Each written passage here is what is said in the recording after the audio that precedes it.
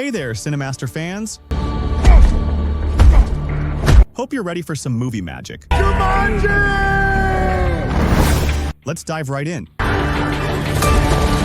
The movie begins in 1996. We see a person running on the beach who finds a strange toy buried in the sand. He takes it and rushes home to give it to his son, Alex. When Alex wakes up, he sees the toy and finds that it has Jumanji, but he isn't interested and sees it as just an old game, because he prefers video games. At night, he wakes up to a green light coming from the game and is surprised to see it has turned into a video game. He takes the cartridge from the game and plays it, but suddenly a strange light appears throughout the house, and it's clear that something has happened. 20 years later, we see a young man named Spencer playing video games. He receives a message from his friend Fridge, asking him to meet at the abandoned house. We find out that the abandoned house belongs to Alex. Spencer goes to meet him and gives him the report he wrote for him. Fridge insists he not tell anyone who wrote the report because he could get expelled if the teachers found out. The next day, Spencer goes to school and is summoned to the principal's office, where he finds his friend Fridge. And the problem is that the principal discovered that he did it because the research was exactly the same as the one he did last year, so the principal decides to punish them both. And there are two other girls with them called Bethany and Martha. The principal assigns them to clean the storage room and remove the staples from the magazines as a punishment. After the principal leaves, Spencer tries to get to know Martha, whom he likes. Meanwhile, Fridge finds the Jumanji game, and the four of them decide to play it and have fun. Each one chooses a character to play. As soon as they start the game, they hear a very strange drum sound, and suddenly their bodies are sucked into the game. Spencer wakes up to find himself in a jungle, his appearance changed to a muscular man. He then finds 3 people drops in front of him and realizes they are his friends. He concludes that they have entered the game world, and their appearances have changed to the characters they chose. Bethany is upset because she turned into a male character and blames herself for not choosing the girl character Martha picked, but they ignore her. They find marks drawn on their hands in the form of 3 lines and learn that these lines represent the number of lives they have in the game. If any of them die 3 times, the lines will disappear and they won't be able to return to their world. Suddenly, a hippopotamus appears behind Bethany and eats her in front of them. They are terrified, and she falls from the sky again, meaning she has only 2 attempts left in the game. Then they see the hippopotamus heading toward them, so they run away terrified until they find a car stopping in front of them. The driver tells them to get in, and they do. He tells them he is a guide in the Jumanji game, and his name is Nigel, and that he is just a robot and a programmed character in the game. He begins to tell them the story of Jumanji. 20 years ago, there was a man named Russell who stole the magic jewel from the tiger statue in the middle of the jungle. He was possessed by evil power and was able to control all the animals and took over the entire jungle. Fortunately, Nigel was able to steal the jewel from him while he was sleeping. After finishing the story, he gives the jewel to Spencer and tells them their mission is to return the jewel to the tiger statue immediately to break the curse. If they do this, they will win the game and return to their world, but they must say the word Jumanji after making sure the jewel is placed in the statue. Before he leaves, he gives them a map of the jungle where the statue is and tells them to look for the missing part. Spencer opens the map and finds a piece torn off and realizes their first mission is to find the missing part of the map to reach the statue and put the jewel back. After that, a menu appears showing each character's strengths and weaknesses. Spencer is the only one without a weakness, and his strengths are courage, speed, and strength. Martha's weakness is poison, and her strength is martial arts. Bethany can't handle exhaustion, and her strength is knowledge of maps and archaeology. Fridge's weaknesses are speed and eating cake, but his strength is being an animal expert. Suddenly, an explosion occurs next to them, and they find Russell's gang coming on motorcycles, shooting at them to steal the jewel. They run quickly and escape into the jungle until they reach a waterfall and jump into the river. When they get out, they find that Martha was shot in the stomach and unfortunately disappears in front of them, but she falls down again, meaning she has 2 attempts left. Spencer tells them that each of them has only 3 tries in the game. They know that each one of them has only 3 attempts in the game, and if they finish, unfortunately, they will die in the game and in the real world as well. She is pierced by the map's point, and she knows that the location of the last part of the map is in a market near the forest. They go to the market and eat at a bakery there. Fridge asks the baker about the type of cake, and he tells him it's the most famous cake in the market. They are all shocked because cake is Fridge's weakness, and unfortunately, he explodes in front of them, returning to the game with only 2 attempts left. Then a young boy comes and tells them he knows where the missing piece of the map is and takes them to a place with a basket, telling them the piece is inside. Spencer opens the basket and finds a snake inside, closes it quickly in fear, tells him this snake is called the Black Mamba, and its venom is the most dangerous in the world, so they must be careful not to get bitten. Spencer decides to open the basket and quickly grabs the snake before it bites Martha. Fridge then removes the snake's fangs, and they take the missing piece of the map. They find a note with a small elephant statue on it saying, "If you see the elephant, climb." They leave the place confused, and suddenly they find Russell's gang in the market and try to escape until they find Russell himself standing in front of them, surrounding them and threatening to kill them if they don't hand over the magic jewel. A strange person appears and throws a gas bomb, and they quickly escape. He leads them into an underground tunnel until they are far from Russell's gang and reach the jungle. There, the man tells them his name is Alex, and that he entered the game a while ago and tried to finish it to return to the real world, but unfortunately, he died twice and has only one attempt left, so he decided to stay in the game and not risk his last chance so he won't die. Bethany discovers that the missing pieces are not only in the map, but that they also needed to find Alex to finish the game together. After a while, Alex takes them to a warehouse belonging to Russell's gang and tells them their mission is to enter the warehouse and take the plane inside to go to the jungle where the tiger is. This would be their last step to return the magic jewel to its place. They come up with the idea for Martha to distract the guards while the others enter the warehouse and steal the plane. Alex talks to Spencer and tells him he entered the Jumanji game in 1996 and has only been in the game for 6 months. Spencer is shocked and realizes Alex is the one from the beginning of the movie. He tells him he's been trapped in the game for 20 years, his house is now abandoned, and his father went crazy when he disappeared. Meanwhile, Martha goes to distract the guards, using her fighting skills to beat them all up. After that, they go towards the hideout of the villain and her gang. They board the plane and escape from the rest of the gang. On their way, they encounter a herd of rhinos chasing after them. Unfortunately, the jewel accidentally falls from Fridge, and the disaster is that the herd circles around the jewel. So Spencer jumps out of the plane to distract the herd from the jewel until he can retrieve it. Indeed, they start chasing him, and Spencer quickly grabs the jewel and returns to the plane. But the herd kills Fridge, leaving him with only one attempt left. As soon as he falls from the sky, Spencer catches him and brings him back into the plane, then drops him off near the forest. A mosquito comes and bites Alex, causing him to faint, because his weakness is mosquitoes. At that moment, he is about to die since his last life is over. Bethany tries to save him and sacrifices one of her lives for him. When she gives it to him, he wakes up again. Then they continue their journey and enter the jungle towards the statue. They find a long corridor in front of them that they must walk through to reach the statue.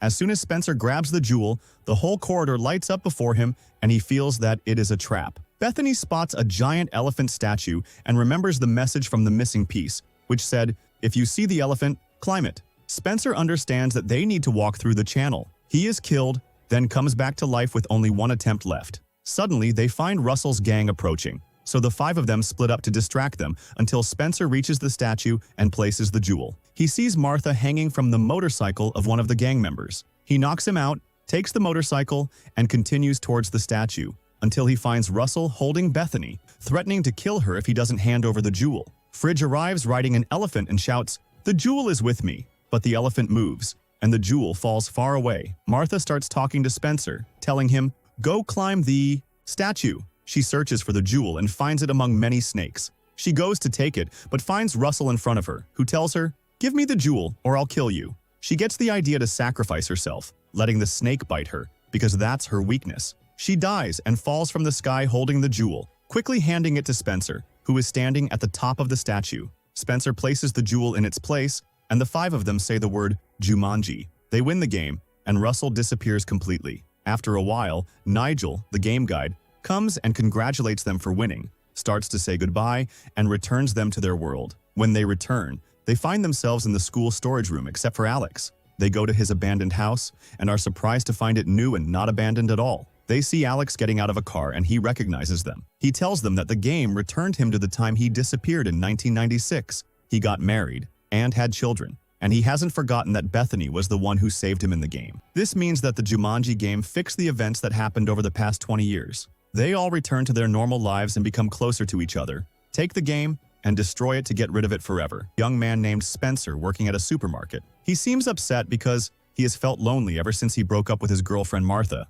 Then the shop owner comes and tells him that his vacation request has been approved. Spencer returns home and finds his grandfather Eddie there because he is sick and decided to stay with his grandson for a couple of days. When he goes up to his room, he finds that his 3 friends have sent him a message to check on him since he hasn't spoken to them for over a month. But he ignores the messages and talks to his grandfather, telling him that he still loves Martha very much and feels like she has forgotten him. and doesn't think about him. His grandfather tries to encourage him to talk to her and get back together, but Spencer refuses and goes to the basement. There, he finds the Jumanji game tape that he and his friends broke in the first movie. We discover that Spencer repaired the Jumanji game and decides to play it because he feels empty and lonely. At the same time, his girlfriend Martha goes to meet their friends Bethany and Fridge. They are surprised that Spencer hasn't replied to their messages and hasn't spoken to them for a month. They decide to go to his house to check on him. When they arrive, his grandfather Eddie opens the door, sitting with his friend Milo, who was his partner in the restaurant long ago. Suddenly, they hear the sound of the Jumanji game coming from the basement. They go to the source of the sound and are surprised to find the Jumanji game in front of them. They learn that Spencer managed to fix it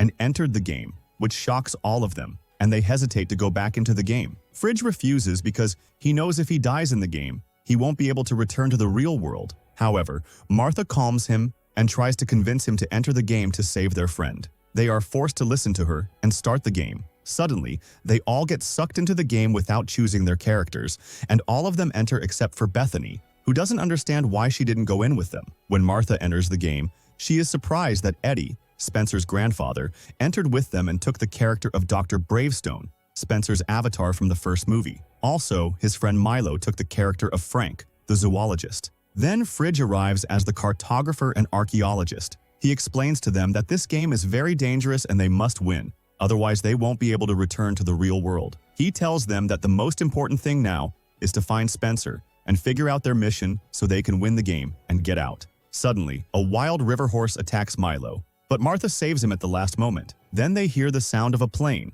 and it's Nigel, the game guide, who comes to pick them up. He tells them the new mission. There is a gang leader named Jurgen who stole the Falcon Jewel, which is the source of life in the Jumanji game. The jewel is supposed to be exposed to the sun to give Jumanji life, but after Jurgen stole it, he put it in a box so it wouldn't be exposed to sunlight. Since then, all the lands of Jumanji have been ruined, and all the crops have died. Their mission is to retrieve the jewel from Jurgen by any means necessary and expose it to the sun. By doing so, they will win the game and be able to return to the real world.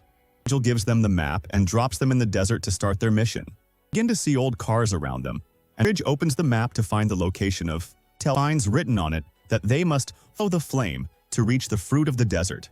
They are very confused by this and don't understand its meaning. At that moment, a giant ostrich appears. Eddie tries to ride it, but it kills him, and he falls from the sky, leaving them with only 2 lives left. If they lose those, they'll die in the game and won't be able to return to the real world. Suddenly, they find a very large flock of ostriches running toward them, so they quickly get into the cars to escape. The flock of ostriches keeps chasing them until Martha's car flips over into Eddie's car and continue fleeing. On their way, they find themselves in front of a steep slope. Eddie is forced to jump with the car because the ostriches are still behind them. He succeeds. I can't believe how brave he was and that he managed to save his companions. Martha tells him that every character in the game has a weakness and a strength. He reveals that her strength is courage, power, and speed. They continue on their way until they reach the village where the Falcon Jewel is. At that moment, their friend Alex's wife, Bethany, who saved in the first part, goes to him and asks him to enter the Jumanji game with her, save their friend, but Alex refuses because getting out of the Jumanji game is never easy. While Martha and her group are in the village and see the hyenas belonging to Jurgen, the gang leader. They enter the place and many people gather there. One in red comes up to them, speaks to them, and says she needs to talk to the gang leader in private. Jurgen remembers what was written on the map. Follow the flame to reach the desert fruit. Understand that this woman is the flame they need to follow to reach the jewel, so they follow her until they reach Jurgen and his gang's bar. See the box containing the jewel, guarded by 2 hyenas. Suddenly, the electricity goes out, and the gang discovers that the box's key has been stolen. The girl who stole the key appears, and Eddie catches her and hands her over to the gang. They are surprised to discover that this girl is actually Spencer, who entered the game as her character. Jurgen hits him with an axe and kills him. And Spencer falls from the sky with only 2 tries left. Martha and her friends go to talk to him, and of course they are upset because he fixed the Jumanji game. They broke it in the past so they wouldn't have to go back into the game. Spencer apologizes and tells them he felt lonely. This is why he decided to fix it, because he wanted to play as the character The Rock again and feel strong and capable of anything.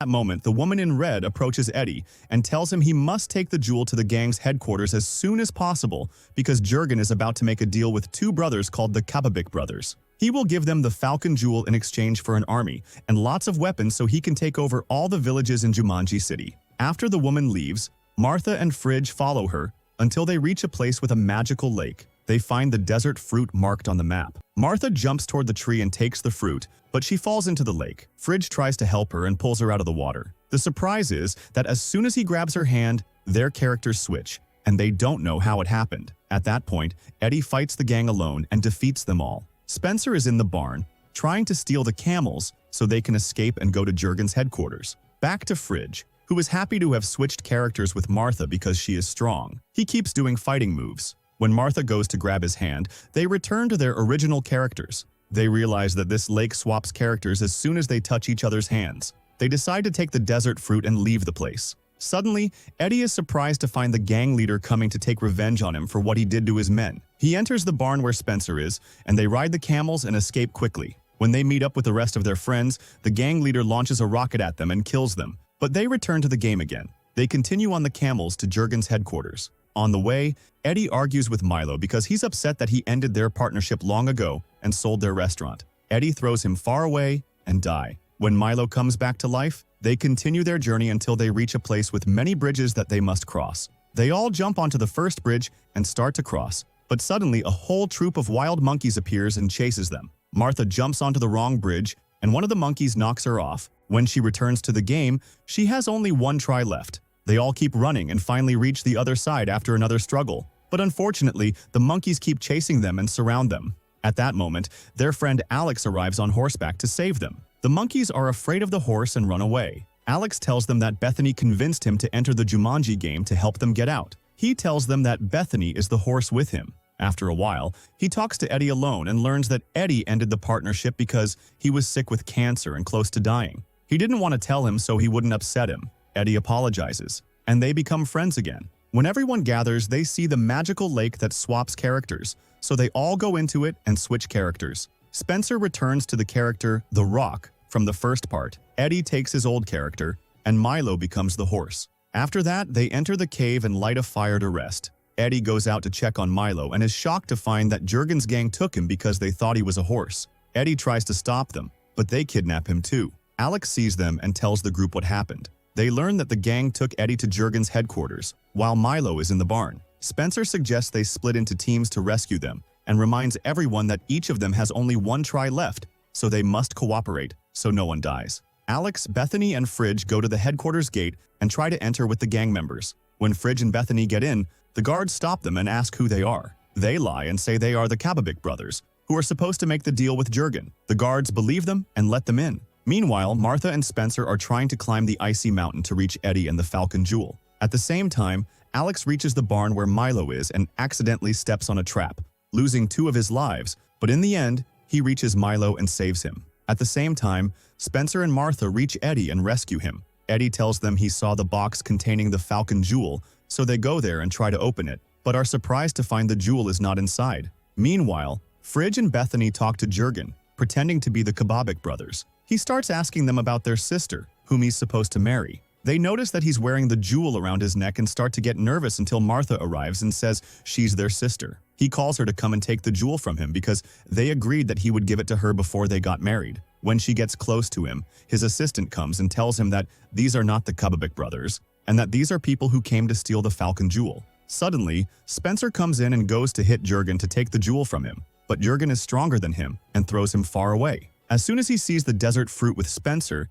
he gets very scared of it and quickly leaves the place. Spencer then understands that this is Jurgen's weak point, so he follows him and finds him getting on his airship to escape with the jewel. Spencer ties the airship's rope and walks along it until he gets inside the airship and looks for Jurgen. Suddenly, he finds him standing behind him, and they start fighting each other. At that moment, the airship's engine is destroyed. Spencer pulls out the fruit and hits Jurgen in the chest with it and finds that his strength is decreasing. After that, he takes him and jumps off the airship, taking the jewel from him, then leaves him hanging on the airship's rope. Then, his grandfather Eddie rides the horse Milo and is surprised to find that it has wings and flies with him. He goes to take the jewel from Spencer and holds it up to the sun, and they all say the word Jumanji. With that, they have all won the game. Nigel, the game's guide, comes and congratulates them and takes the jewel from them. But Milo decides to stay in the game world, because if he returns to the real world, he will die from cancer. They say goodbye to their friend Eddie, and they all exit the game and go sit in a restaurant. They all agree that they will never play the Jumanji game again, and the movie ends. I hope you enjoyed it as much as I did. If you did, make sure to subscribe for more awesome content. Thanks for watching, and I'll catch you in the next one.